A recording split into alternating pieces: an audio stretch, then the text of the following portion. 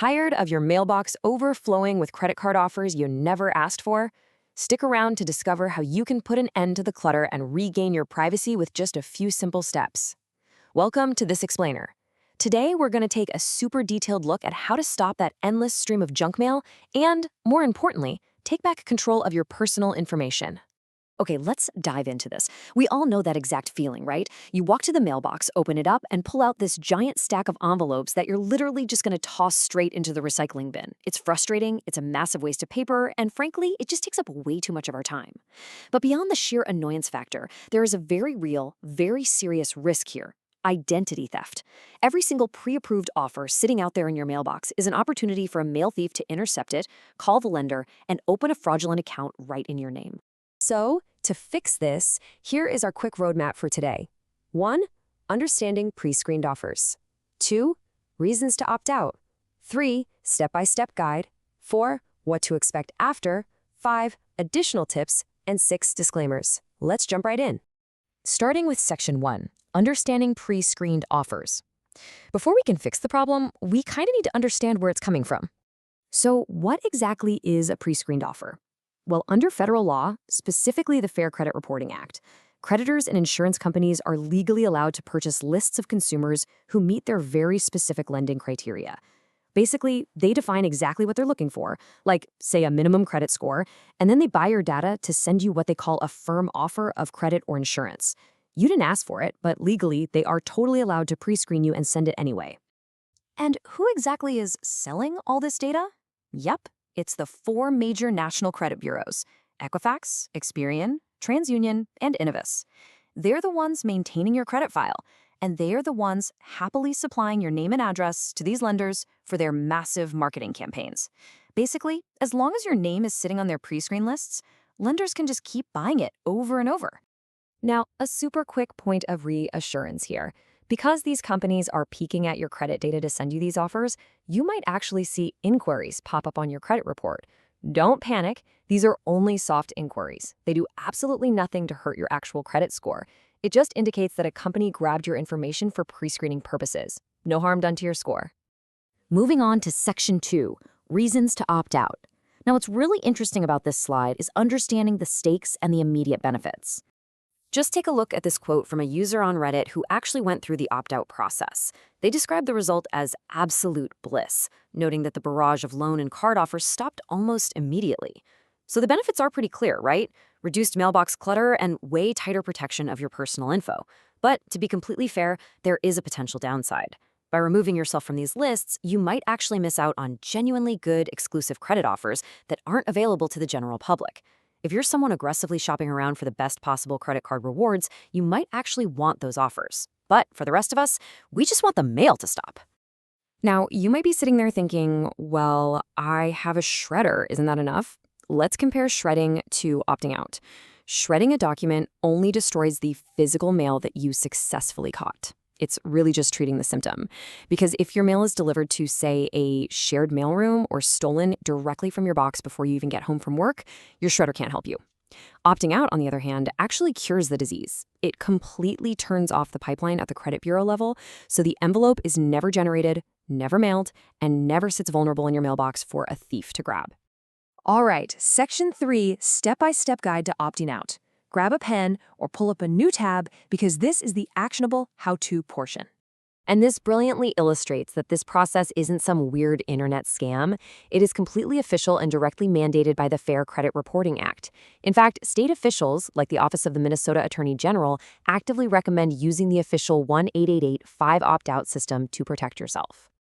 So here is exactly how you do it for a 5-year period. First, go to optoutprescreen.com or simply call 1-888-5-OPT-OUT. Second, choose the electronic opt-out for 5 years option. Third, you'll need to fill out a quick form with your name, address, and date of birth. Now, the site will also ask for the last 4 digits of your social security number. I know it is totally normal to hesitate there, but users and the Federal Trade Commission both confirm this is entirely safe and absolutely necessary to verify your identity and match you to your credit file accurately. Now, if 5 years just doesn't sound long enough to you, you can opt out permanently. Because this is a permanent legal election, it does require a tiny bit more effort. You still start at optoutprescreen.com, but you select permanent opt-out by mail. You'll fill out the electronic form, and then it's going to generate a physical document for you. You have to print that document out, sign it with an actual pen, and drop it in the mail. That physical signature is legally required to make the permanent change to your file. Quick side note, what about your kids? Well, normally, credit bureaus don't keep files on minor children at all. However, if you suspect identity theft has already occurred and someone is actively using your child's information, you can definitely opt them out too. The FTC advises that you must mail a written request to each credit bureau. Make sure to include your child's full name, address, date of birth, a copy of their birth certificate and social security card, plus your own government-issued ID just to prove you are the parent.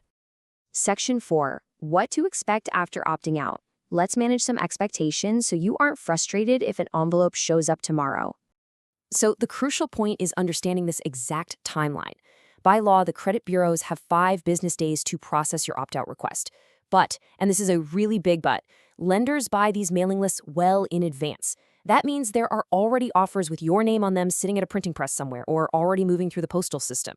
Because of that, it can take up to 60 days for that pre-existing pipeline of mail to completely drain out. Because of that 60-day lag time, you literally cannot throw away your shredder just yet. For the next 2 months, you need to remain totally vigilant. Aggressively cross-cut shred any credit or insurance offers that happen to trickle in during this window. Remember, every pre-approval envelope is a potential identity theft instrument until it is properly destroyed. Section 5. Additional privacy tips. For those of you who want a truly holistic approach to locking down your privacy, if you're also sick and tired of thick catalogs and random magazine offers, you can register over at dmachoice.org. It does carry a tiny $4 to $6 processing fee, but it filters out a massive amount of marketing mail for 10 whole years. And for those incredibly annoying telemarketing calls, ensure your numbers are registered at the National Do Not Call Registry at donotcall.gov. That one's completely free and stops legal sales calls within 31 days. And hey, if you really want to lock down your financial identity, the absolute ultimate backstop is a credit freeze. Think of it as a vault door. Even if a piece of mail gets stolen, a freeze at all 4 bureaus prevents a lender from actually opening a new account in your name. It is completely free under federal law, and it's the absolute strongest protection you have against new account fraud. Finally, Section 6, important disclaimers. Let's get crystal clear on the limits of this process. Opting out of pre-screened offers is incredibly powerful, but it doesn't stop everything. You're still going to receive mail from local merchants, charities, and your alumni associations. Most importantly, it absolutely will not stop targeted mail from companies you already have an existing relationship with. So if you have a checking account with a specific bank, they can still mail you their credit card offers. For targeted, personalized advice on managing your specific financial footprint, it's always a smart idea to consult a certified financial advisor. And here is one more crucial detail to keep in mind regarding unaddressed junk mail. The U.S. Postal Service has a program called Every Door Direct Mail, or EDDM. If a piece of mail doesn't have your specific name on it and just vaguely says resident or postal customer, there is currently no legal way to opt out of it. It's still going to show up in your mailbox no matter what. Well, we've covered the why, the how, and the timeline to clean up your physical inbox once and for all.